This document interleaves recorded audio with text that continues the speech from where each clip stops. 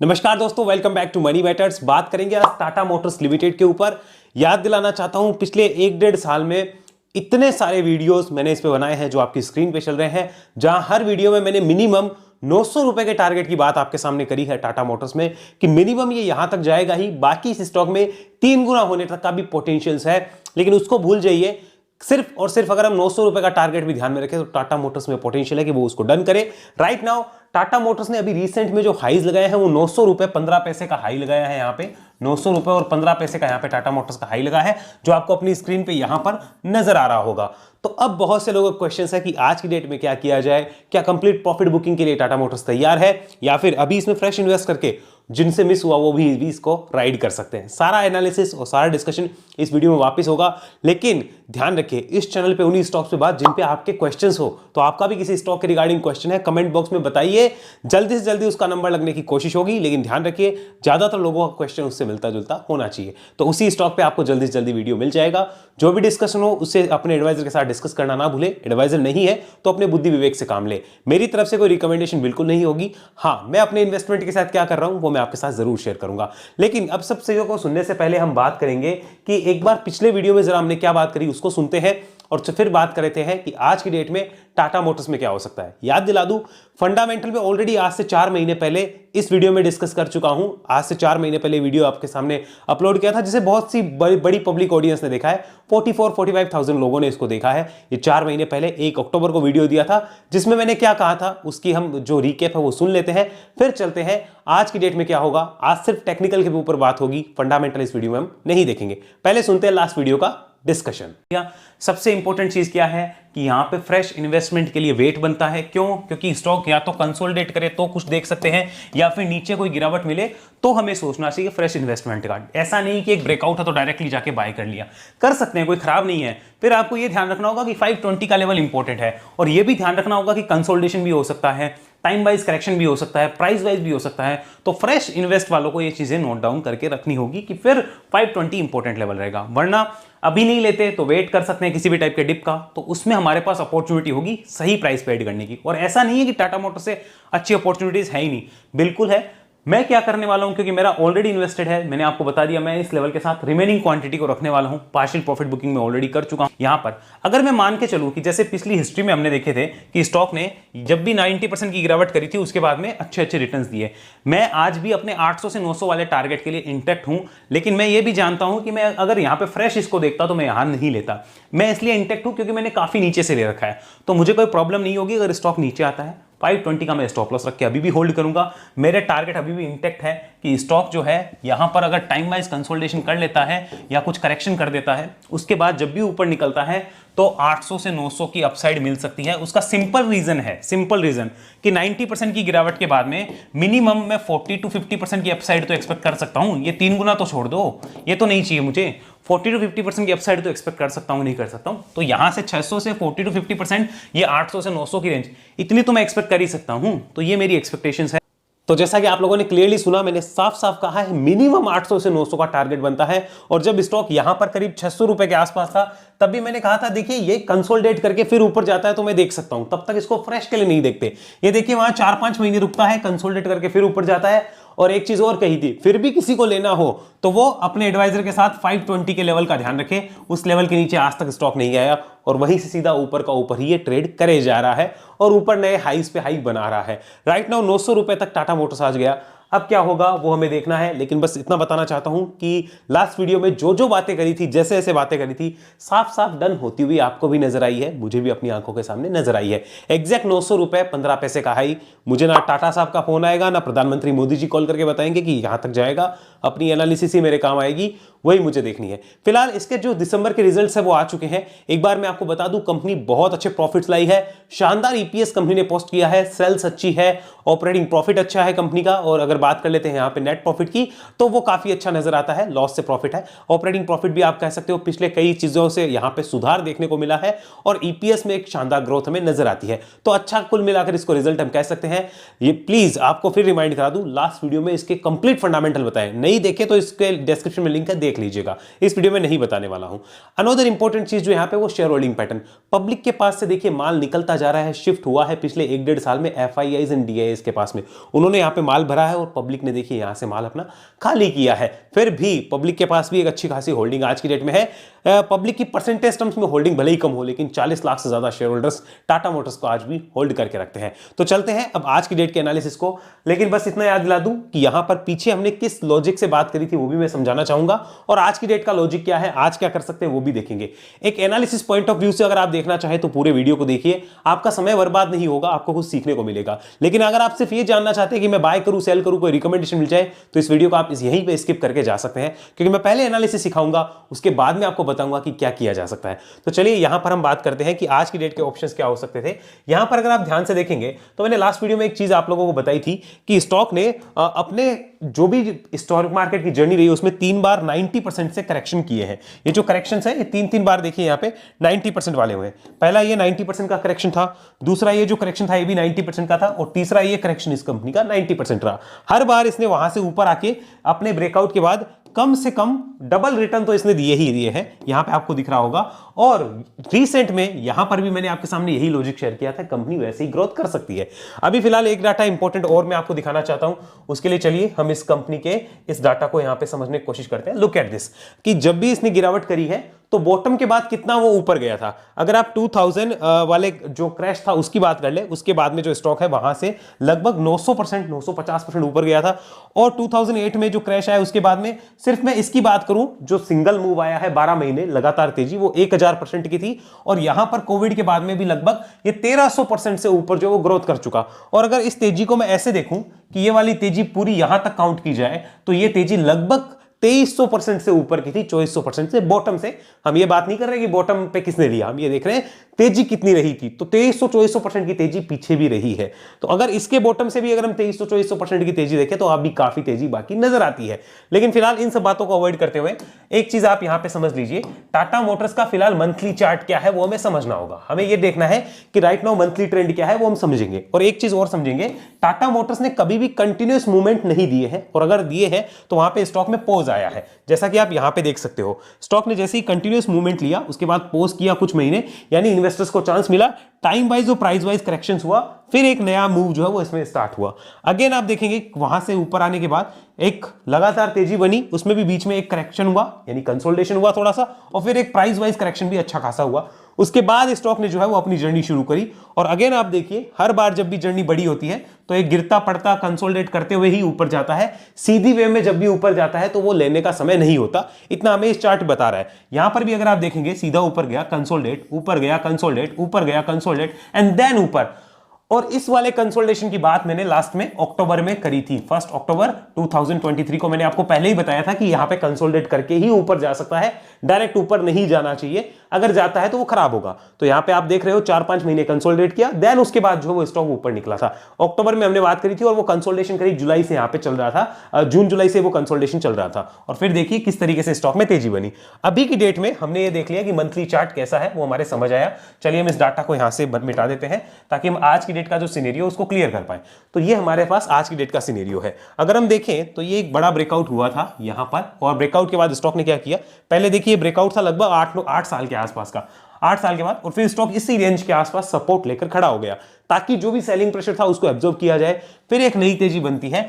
आज की डेट में आपको एक चीज कॉमन दिखेगी इस बुल रन में। इस बुल रन में आपको ये दिखेगा, अब नोट करिएगा, इंपॉर्टेंट चीज शुरू होने जा रही है। इस बुल रन में आपको ये दिखेगा कि टाटा मोटर्स ने अभी तक अपने प्रीवियस मंथ का जो भी ग्रीन कैंडल है, देखिए उसका लो जो है वो तोड़ा नहीं है और वहीं से ऊपर निकलते हुए जा रहा है। यानी ये मैंने ग्रीन कैंडल बनाई तो अगली ग्रीन कैंडल मेरी जो बन रही है वो इस लो के नीचे नहीं क्लोज हो रही, अगली भी नहीं हो रही, नहीं हो रही, नहीं हो रही। ये देखिए ये रेड है, ये काउंट भी नहीं होगी और फिर भी नहीं हुई, और ये नहीं हुई, यही नहीं, ये भी नहीं हुई, ये भी नहीं, ये भी नहीं, भी नहीं। मतलब मैं जब भी ऊपर जा रहा हूं तो पिछले मंथ जो है, मान लीजिए अगर मैं यहां खड़ा हूं तो मैंने इस कैंडल के लो को नहीं काटा, और आज मैं यहां खड़ा हूं तो मैं इस कैंडल का लो नहीं काटना चाहिए, मैं पता चल रहा है।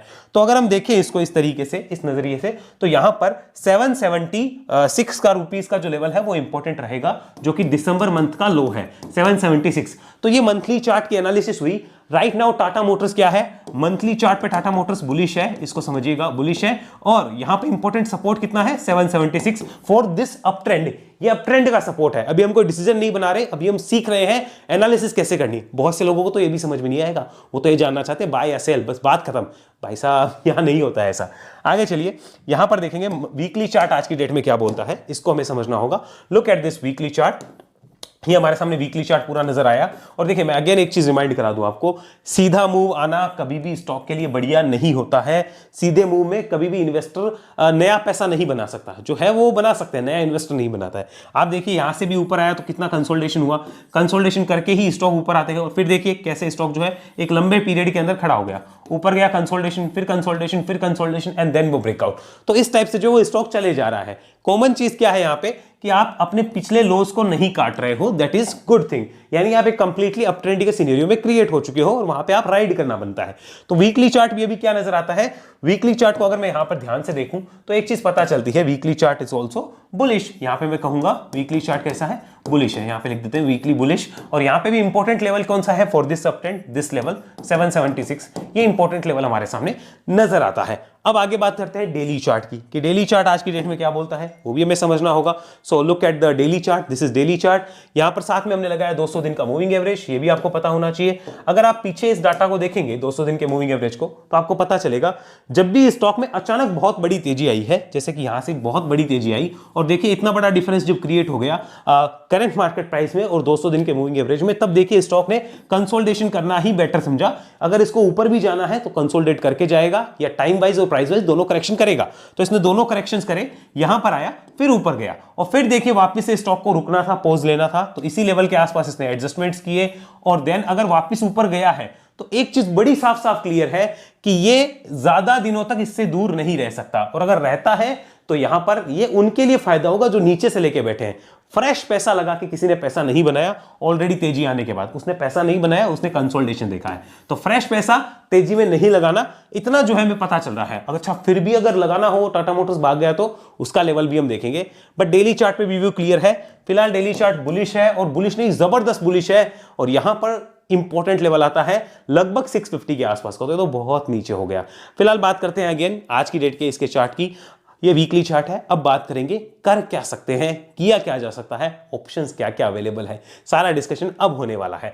तो अगर मैं इसको यहां पर देखूं, मंथली कन्वर्ट कर देते हैं ताकि इजी दिखे, आपको भी अच्छा दिखेगा, इजी दिखेगा। लुक एट दिस, ये मंथली हमने कन्वर्ट किया। अब देखिए, अब हम बात कर लेते हैं कि टाटा मोटर्स में आज की डेट में किसी के पास ऑलरेडी इन्वेस्टेड है। हम पहले बात करते हैं ऑलरेडी इन्वेस्टेड है तो क्या कर सकता है। इससे पहले एक याद दिला दूं, आज से करीब साल 1.5 साल पहले मैंने एक चीज और बताई थी कि 360 का लेवल जो है वो टाटा मोटर्स नहीं काटेगा। ये मैंने आपको साफ साफ बताया था, वो वीडियोस आपको चैनल पे मिल जाएंगे, आप देख सकते हो। क्लियरली बोला था कि ये लेवल नहीं कटने वाला, और जिनके पास ऑलरेडी इन्वेस्टेड है नीचे से कहीं पे, उनके लिए स्टॉप लॉस ये रहेगा। ये बात मैंने ऑलरेडी क्लियर करी थी, ऑलरेडी पहले भी बताई थी। आज तक वो लेवल नहीं कटा और राइड है। फिर हमने एक वीडियो अपलोड करके बताया कि 520 का लेवल जो है वो ऑलरेडी इन्वेस्टेड वालों के लिए बढ़िया है, जो कि 4 महीने पहले वाला वीडियो था, ये भी लेवल नहीं कटा। और आज मैं आपको बताता हूं कि अगर आप ऑलरेडी इन्वेस्टेड है तो क्या कर सकते हैं। मेरा सबसे पहला चीज होता है कि अगर ऑलरेडी इन्वेस्टेड है तो बुक सम प्रॉफिट्स, पार्शियल या सम प्रॉफिट आपको जरूर बुक करने चाहिए। करना चाहते हैं तो एज पर योर कन्वीनियंस, नहीं करना चाहते और ट्रेंड का ध्यान रखना चाहते हैं तो 776 के रुपीस का लेवल का ध्यान रखिए। इसके नीचे सस्टेन करना खराब होगा, ये ध्यान रखिए। सस्टेन तो ट्रेंड यहां पे खराब हो जाएगा, ट्रेंड यहां पे खराब हो जाएगा, यानी 776 के नीचे अगर स्टॉक सस्टेन कर गया तो इसका पूरा ट्रेंड अभी जो चल रहा है, जो ट्रेंड चल रही है वो खराब हो जाएगी। एक बार का पोज लग जाएगा, जैसे पीछे यहां पे ऐसे पोज लगे थे, ये पोज जो वो लग जाएंगे। अब कोई कहता है नहीं यार मेरे को तो 10 साल रखना है, मेरे को इन सब चीजों से कोई लेना देना नहीं है, 2 साल खड़ा हो गया तो अपने कोई समस्या नहीं है, तो फिर उसको इस लेवल का ध्यान नहीं रखना। ये मेरे जैसे लोगों के लिए है जो इसको राइड कर रहे होंगे, और उनके लिए पहला ऑप्शन है पार्शियल प्रॉफिट बुक करो, रिमेनिंग को अगर राइड करना है 776 के साथ कर सकते हो। कहते हो नहीं रिमेनिंग में कोई स्टॉप लॉस ही नहीं रखना, तो भी इच्छा आपकी है, कोई दिक्कत नहीं है, पार्शियल कर लिया तो वेरी गुड, नो प्रॉब्लम। लेकिन इंपॉर्टेंट लेवल कितना है 776, इसको हमें अपने माइंड में बिठा लेना है। यानी 776 एग्जैक्ट नहीं है, इसके आसपास है, इसके आसपास आता है तो रिव्यू करना है चार्ट को कि भाई अब क्या बोलता है चार्ट। अगर खराब हो रहा है तो निकलना है, ऐसा नहीं इसके पास आया और निकल गए, उसको चेक करना है चार्ट को कि चार्ट क्या बोल रहा है। ये हमें पता चला ऑलरेडी इन्वेस्टेड है तो। अब सेकंड बात आएगी कि हम तो ऑलरेडी इन्वेस्टेड नहीं है, हमसे तो टाटा मोटर्स वाली जो गाड़ी थी वो निकल गई, वो बस मिस हो चुकी, अब क्या करें। तो अब बात कर ले फ्रेश इन्वेस्ट वालों की। कि भाई साहब आज की डेट में फ्रेश इन्वेस्ट बनता है क्या? देखिए, मैं हमेशा एक चीज कहता हूं कि ऑलरेडी तेजी आने के बाद फ्रेश इन्वेस्ट नहीं बनते हैं। फिर भी पहले तो मेरा मैं आपको बताऊं, मैं होता तो यहाँ पे नो होता मेरा, हालांकि मैं क्या कर रहा हूं वो मैं आपके साथ शेयर करूंगा। पहले मेरा अगर यहाँ पे होता तो मेरा नो होता, लेकिन फिर भी अगर मुझे करना होता then 776 rupees should be my important support. मुझे करना था तो मैं इसके साथ ही करूंगा अगर करना है तो। और फिर भी मेरा ऐसा है कि नहीं, मेरे को इन्वेस्टमेंट करना है और मेरे को ना तो स्टॉप लॉस रखना और ना एक बार में यहाँ पे पूरा इन्वेस्ट करना। मेरे को कैसे लेना है? पार्ट्स में लेना है, एक्यूमुलेट करना है पार्ट्स, और एक्यूमुलेट करना है डिप में। अब की बार जब नीचे आएगा तो मैं डिप में एक्यूमुलेट करना चाहूंगा, मुझे कोई फर्क नहीं पड़ता, यहीं से एक्यूमुलेट करना शुरू कर सकता हूं, कोई दिक्कत नहीं है। तो फिर उसे इस लेवल का ध्यान नहीं रखना। दो ऑप्शंस है, यानी विद एसएल कोई जाता है तो उसके लिए ये लेवल इंपॉर्टेंट रहेगा फ्रेश इन्वेस्ट के लिए। विदाउट एसएल जाता है तो फिर वो पार्ट्स में एक्यूमुलेट करना चाहिए, एक बार में पूरा नहीं लेना चाहिए। क्या टाटा मोटर्स की तेजी भी खत्म हो गई क्या? जी नहीं, खत्म नहीं हुई है, तेजी में अप ट्रेंड में है, लेकिन रिस्क तो मैनेज करके चलना पड़ेगा, क्लियर तो करना पड़ेगा। इस लेवल के नीचे खराब होने वाला है चार्ट, वो तो हमें देखना ही पड़ेगा। आज तक इसमें जो जो बताया है चार्ट के हिसाब से वही अप्लाई हुआ है ना। फंडामेंटल देख के तो कर ही लिया था काम पहले, वो तो हो ही नहीं रहा था, चार्ट देख के ही हर बार काम किया है ना। तो मैं उसी पे ही बिलीव करूंगा, और मैं फंडामेंटल वालों को बिल्कुल नहीं कहता कि आप गलत हैं। फंडामेंटल वाले ही चार्ट बनाते हैं, हम उनको ही फॉलो करते हैं, क्योंकि उनके पास अर्ली इंफॉर्मेशन होती है, हमारे पास थोड़ी लेट होती है। तो हम उसके वो जो काम करते हैं वो प्राइस में दिखता है। वो जिसको पढ़ना आता है वो चार्ट पढ़ लेता है, जिसको नहीं आता वो उसको लगता है कि चार्ट भी अप्लाई नहीं होता, फंडामेंटल भी नहीं होते। ऐसा नहीं है, फंडामेंटल ही अप्लाई होते हैं, फंडामेंटल ही जिताते हैं। लेकिन फंडामेंटल वाले हमें नहीं बताएंगे, हमें कौन बताएगा? हमें चार्ट बताएगा। क्यों? फंडामेंटल वाले कहां एक्शन लेंगे? प्राइस में। तो प्राइस में चार्ट ही हमें दिखाएगा और कोई नहीं दिखाएगा। तो ये हमें समझना होगा। तो दो ऑप्शंस है फ्रेश इन्वेस्ट वालों के लिए कि या तो अभी छोड़ दो, कोई दिक्कत नहीं है, कोई डिप आए तो देखना, फिर भी कहते हो नहीं लेने का ही है, पूरा लेने का है तो 776। एक तीसरा ऑप्शन है कि नहीं यार, अपने को अभी लेने का पूरा नहीं है, थोड़ा थोड़ा एक्यूमुलेट करने का है, डिप पे मिलता है तो बढ़िया है। तो फिर वो यहां पर 776 को अवॉइड करे, डिप पे आए तो एक्यूमुलेट करे, या फिर ऊपर जाता है तो भी फिर वो लेता रहे, उसमें कोई प्रॉब्लम नहीं है। अगर उसका मेंटेलिटी क्लियर है कि मुझे 5 साल 10 साल इसको एक्यूमुलेट करना है और होल्ड करना है, तो फिर अलग बात है।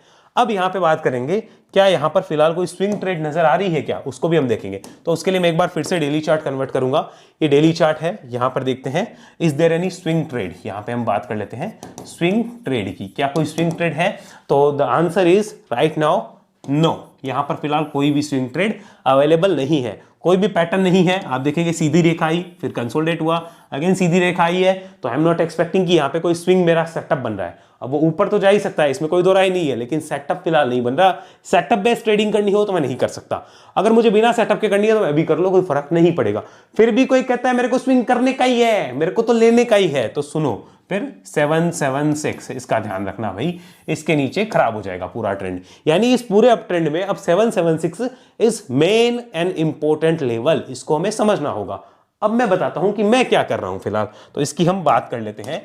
अगेन मंथली चार्ट पे यहां पर बात करते हैं। देखिए आप लोगों को पता होगा मेरा इन्वेस्टमेंट यहां पे काफी नीचे से है, और मेरी ऑलरेडी कॉस्ट जो है मैं कब की निकाल चुका हूं। मेरे पास कॉस्ट जो है मेरी कब की निकल चुकी। आई am holding only free quantity. Free quantity का मतलब क्या है अगर आपको नहीं पता तो एक वीडियो है 37 लाख का पोर्टफोलियो वाला, वो देख लेना, उसमें आपको पूरा आइडिया लग जाएगा। इसका लिंक मैं डिस्क्रिप्शन में नीचे डाल दूंगा, 37 लाख के पोर्टफोलियो का ये वाला जो है पूरा आप देख लेना, आपको आइडिया लग जाएगा फ्री वाली क्वांटिटी क्या होती है। तो आई एम होल्डिंग ओनली फ्री वाली क्वांटिटी। सो राइट नाउ जब तक मुझे पैसे की जरूरत नहीं हो या मुझे कुछ ऐसा नहीं लगे कि यार मार्केट में कुछ खराब होने वाला है, तब तक मैं इसको नहीं बेचूंगा। I am holding it as it is. और मेरे पास सिर्फ एक अकाउंट में क्वांटिटी नहीं है, मेरे फैमिली मेंबर्स के अकाउंट में भी इसकी अच्छी क्वांटिटी है। अच्छी क्वांटिटी इन द सेंस थोड़ी बहुत क्वांटिटी है, वो भी हमारे पास अभी भी होल्ड रहेगी, क्योंकि जब तक पैसे की जरूरत नहीं है I am definitely ready to hold this company, मुझे कोई इश्यू नजर नहीं आता है।